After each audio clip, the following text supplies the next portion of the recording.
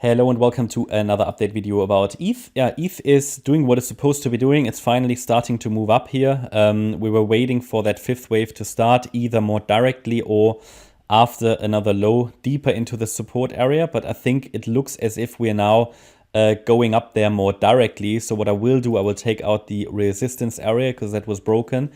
And I will also take out the yellow wave count for now. Seems like wave 4, circle wave 4 finished. Because what we weren't sure about, okay, was circle wave 4 finished and are we in circle wave 5 of 3?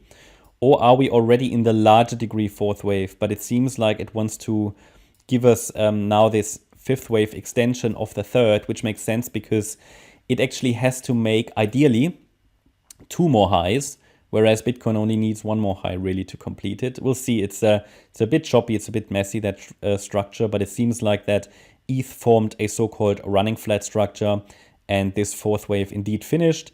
We're now moving up in a fifth wave. It's important now to understand where that could be going. We talked about that throughout the week on the daily time frame. So looking at the daily, everybody should be aware of that price channel within which ETH is moving, and it might be breaking out or trying to break out. And I think that could spark quite a bit of a rally. That break above this descending trend line here could take us first next to $2,030 and then $2,150. And we will then either already complete this wave 1, which is basically after 5 waves up here on our smaller time frame. So these 5 waves would complete a larger degree wave 1. Or we still have that 4 and 5 to do. That's what I'm not entirely sure about, but I can tell you that probably this breakout might generate quite a bit of a buy response or a little bit of FOMO maybe even. We will see. Certainly it has now reached the top of that resistance range.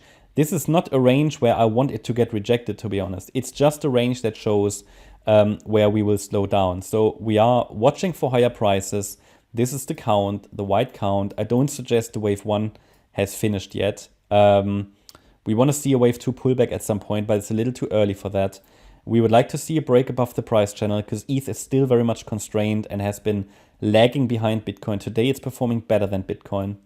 And the next resistances will be, $2,030, $2,040, and then $2,150. And a real breakout above $2,150 will ensure that ETH is forming a new 2023 high. Looking at the shorter time frame, I can't really give you a micro count for it, but I have to assume that this wave 5 is now running. We did say 1900 plus as a target, so we'll see when it gets exhausted, and when it gets exhausted, that wave 4 might be starting. Against that last swing low, obviously the focus can now be on higher. I haven't got a clear structure to say, okay, we've got a 1-2 setup or anything.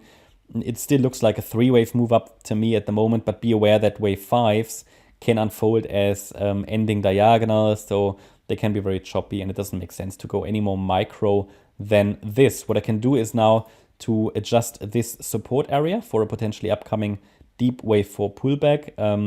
We lift it up. Support is now 1679. So only below that level I would really flip bearish on ETH. But until then we focus on higher prices as previously communicated. So there is not much more to add about ETH. I hope you liked the update. If you did, please hit the like button, leave a comment and subscribe. And if you really like the content, then please check out the channel membership. Thanks a lot for watching. Bye-bye.